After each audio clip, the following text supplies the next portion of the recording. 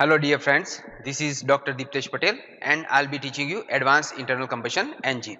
In today's video session we are going to start a new chapter called measurement and testing of IC engine, in which we are going to study the different measurement techniques and how to test the IC engine to improve the performance of the engine.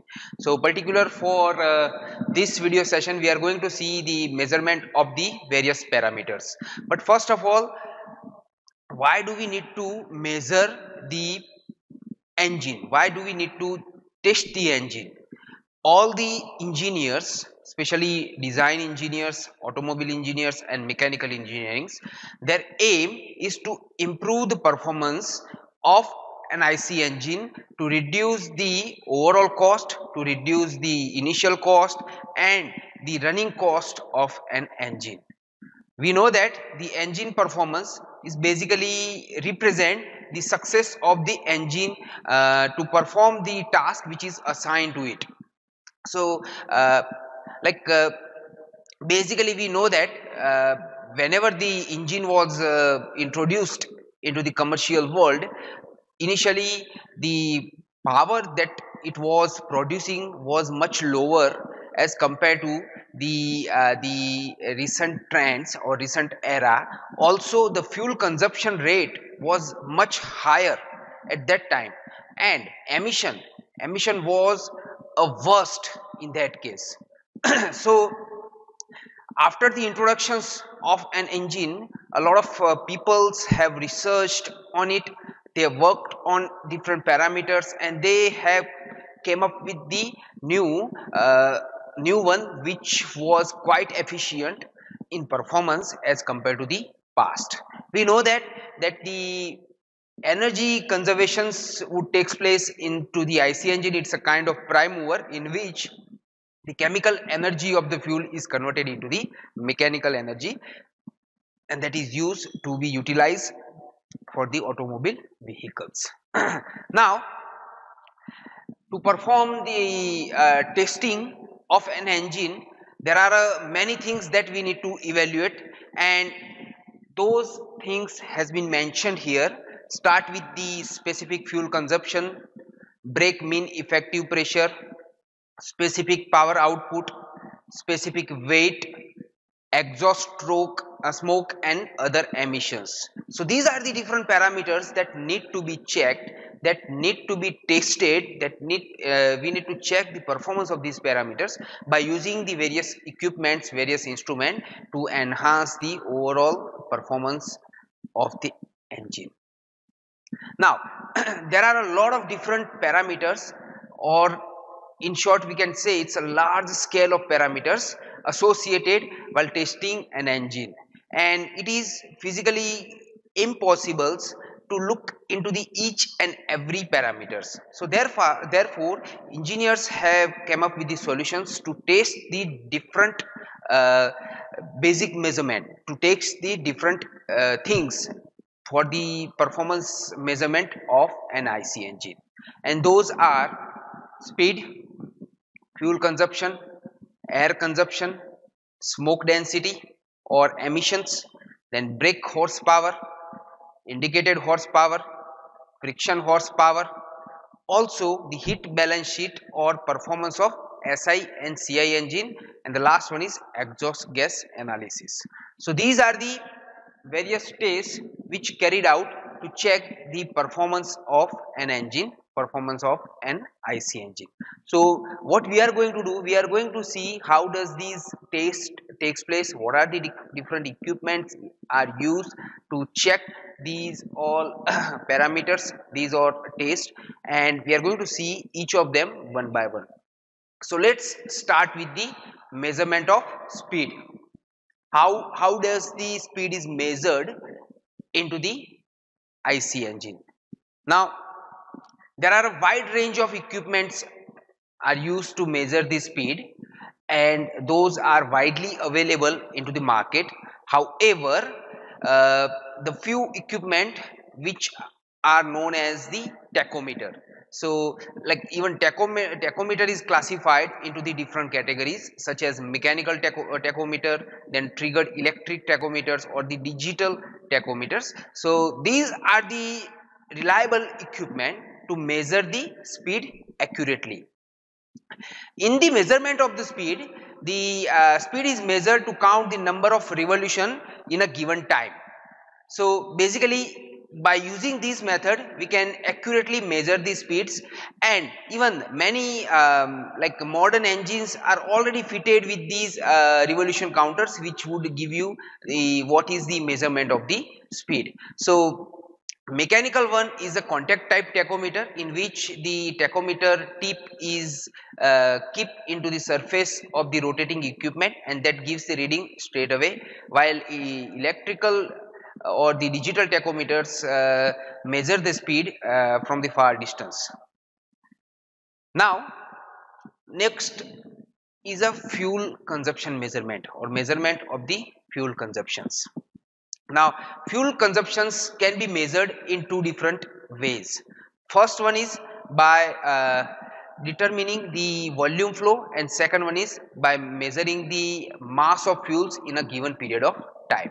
So basically the first method is says that the fuel consumption of an engine is measured with the help of volume flow in a given time of interval, and then after, once this volume is known, we can multiply this volume with the specific gravity of the fuels, and this is how we can measure the uh, fuel consumptions. And also the readings are taken very oftenly at certain interval to measure, to get the accurate value. Now there are different equipments are used to measure the fuel consumptions by volume, such as two-way glass chamber fuel measurement device, or the rotameter, or even the positive displacement meter. So these are the meters which measure the fuel consumptions with the concept on the concept of the volume flow. Second one is to measure the fuel consumption with the help of the given mass of fuel with respect to time, in which the counterbalance equipments is used, in which at the one end the fuel tank is provided, which is filled with the fuels, and it is ultimately connected with the engine. When it start when the engine start, it start consuming the fuel from this tank, and after certain period of time these fuels would come up into the balance, and the time interval has been taken to measure the overall fuel consumptions. So this is how the fuel consumption measured into the measurement of the IC engine. Next one is a air consumption measurement, or measurement of the air consumptions. Now it is quite difficult task actually to measure the amount of air consumed by the engine, because we know that the flow of the air inside the engine is pulsating because of the cyclic nature of the engine, and because the air is compressible, because we know that there are four different strokes of an IC engine, and the first stroke in which the air is sucked into the engine, which is known as the suction stroke, while the remaining three stroke do not consume any air at all. So therefore the overall flow of the air is pulsating in nature. Also air is readily compressible fluid, and therefore it is quite difficult to measure the air consumptions. So therefore certain modern techniques have been developed, because the simple methods of using orifice is it does not provide any accurate reading because of the pulsating, and therefore the readings, or the value which has been calculated with the help of the simple orifice would be unreliable, and therefore couple of techniques have been developed to measure the air consumptions. And as you can see here, two different methods to measure the consumptions of the air, and those methods are airbox method and viscous flow air meter. In airbox method, the large airbox is provided, in which the air is taken from the atmospheres, which would be occupy the space inside the airbox, and then after it is taken into the engine. And venturi is provided at the one end, so orifice is provided at the one end, and that is measure the air consumption. So here the airflow would be constant, would not be pulsating in nature, because we are providing the large volume of box. Second one is a viscous flow emitter, in which the viscous resistance is provided into the airflow. So as you know, the air is flowing through the inlet manifold, in which the viscous resistance is provided into the inlet manifold, and the pressure difference into the intake manifold is being taken with the help of equipment such as manometers, and we can measure the overall air consumptions into the engine. So these are the two different methods which is used to measure the air consumptions. Now let's jump into the next topic. It's a measurement of brake powers. Now this is very important, because it is directly associated with the power that is obtained from the IC engine, and therefore it is always expected to have the reliable and accurate results, because it is the important part of an IC engine, because it will give you the straight values of the power that is being produced by the engine. So in brake power measurement, basically we measure the torque and the angular speed of the engine output shaft, and we take these values at the output of the shafts, and therefore there are different equipments which is used to measure the brake power, and one of them is a dynamometer. So dynamometer is the equipment which is reliably used to measure the brake power worldwide, and it would give you the most accurate results of the different values. It can also be useful to calculate the indicated power and the friction power as well, because that can be obtained with the formula which has been described earlier.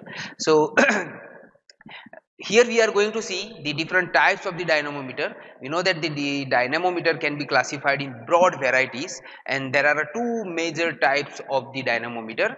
First one is a power absorption dynamometer, and the second one is transmission dynamometer. And then after we'll see the different types of the dynamometer which is following these two categories. So let's understand what is the absorption dynamometers and what is transmission dynamometers. So basically in absorption dynamometers, the absorb of the power output of the engine takes place, and these dynamometer is basically coupled with the IC engines. So all over the power which has been produced by the engine is being absorbed by the dynamometer, and then this power is dissipated as a heat from the dynamometer, and therefore cooling is necessary to be required into the such kind of the dynamometer. Some of the examples of the absorption dynamometers are given here, such as Prony-Bake dynamometer, rope brake dynamometer, or and hydraulic dynamometer. So basically this dynamometer is straight away coupled with the engine, and here whatever the power that is being produced by the engine is absorbed, and that is dissipated in the form of the heat, and the power is measured with the mathematical formula, and those formulas are different for the different types of the dynamometer. We are going to see these all dynamometer one by one. Second one is a transmission dynamometer. Now in transmission dynamometer, basically the power is transmitted to the load coupled to the engine after it indicates on the some type of the scales, and such kind of the dynamometer is also known as the torque meter. So like here you can find the values. You don't need to calculate these dynamometers manually. By using the certain formulas, you can get the values of the brake horsepower straight away by using the transmission dynamometer, because these value would be indicated into the scale. It may be analog, it may be digital, and the principles is to transmit the power from the engine. So these are the two different types of the dynamometers that we are going to see. We will see the different varieties of the dynamometer into the next video session. If you have any doubt, in this video session? You can write down in the comment box. Thank you very much.